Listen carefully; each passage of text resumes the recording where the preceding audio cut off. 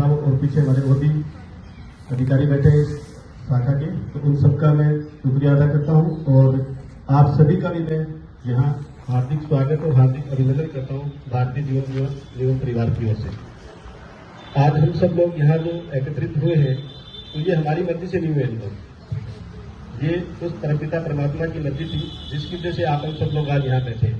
इन लोगों ने बहुत से लोग कॉल भी किए होंगे, मैसेज भी किए होंगे, वो सारे लोग नहीं आ पाए, बट आप लोग आए हैं तो सबसे पहले तो अपना जो राइट हैंड है ना, इसको आगे करो आप लोग सारे, और इसको ना यहाँ पीछे ले जाओ और यहाँ पीछे 3 बार अपने आप को धन्यवाद दो कि हम लोग यहाँ आ पाए। ठीक है, तो ये आप लोग मैं बोल रहा हूँ कि बिना परमात्मा की मर्जी के नहीं है, क्योंकि बिना परमात्मा की मर्जी के पत्ता भी नहीं मिलता है।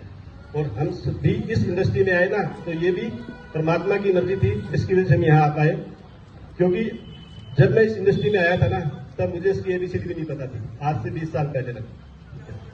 और जब मैं आया तो मैं अपने आप को और परमात्मा को गाली दे रहा था अंदर ही अंदर, परमात्मा ऐसे क्या बुरे कर्म किए थे जिसकी वजह से मुझे ये काम करना पड़ रहा है।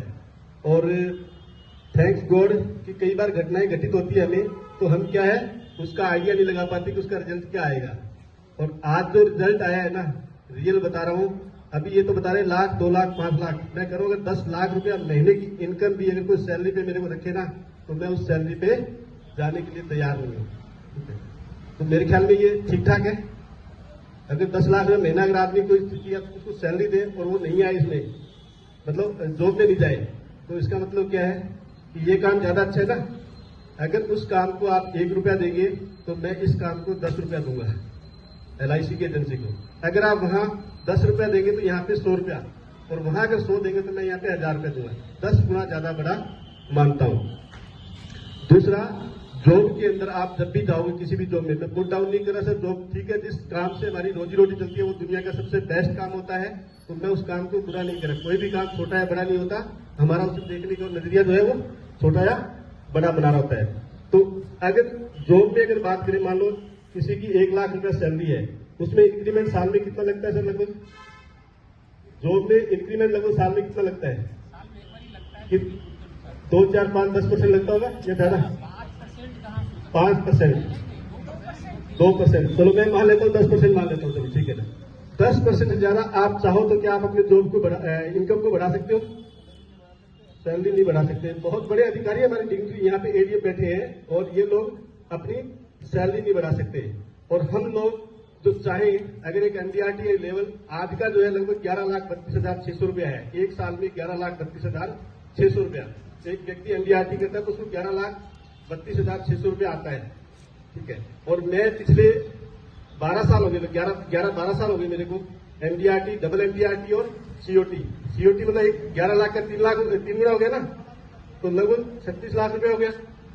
और मेरी वाइफ उसी लेवल पे है जिनकी बात करें, श्रीमती मनीषा यादव, वो आ नहीं पाई अभी, क्यों? एक्चुअली 2 ऑफिस है, भगत सिंह का ऑफिस है, शालीमार ऑफिस है, और तीसरा ऑफिस भी मैं अभी जून के अंदर ऑफिस में तीसरे ऑफिस की ओपनिंग हो जाएगी।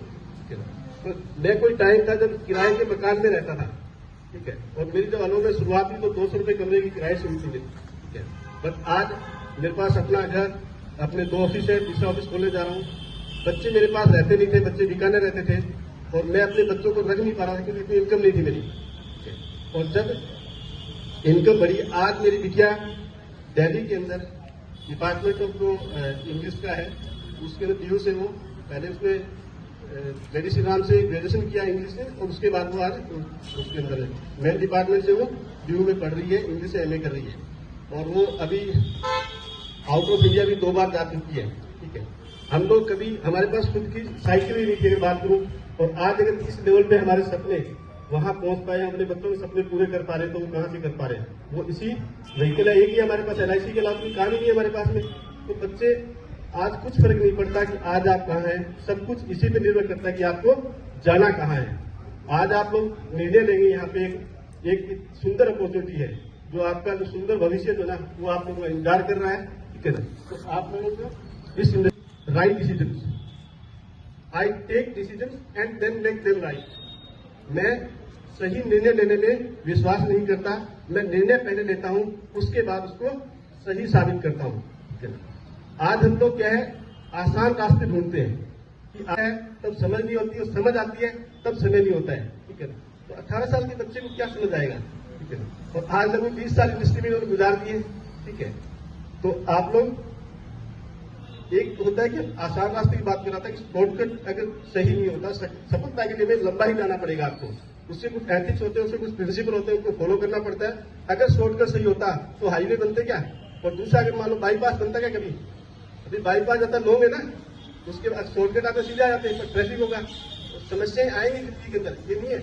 और जिसके सामने जितनी बड़ी समस्याएं आएंगी वो उतना ही सफल होएगा, ये निश्चित मान के चलिए आप लोग, ठीक है। हम लोग सोचते हैं कि आसानी से कोई चीज मिल जाए, बोलते ना, if you are willing to do only what is easy, life will be hard. If you are willing to what is hard, life will be easy.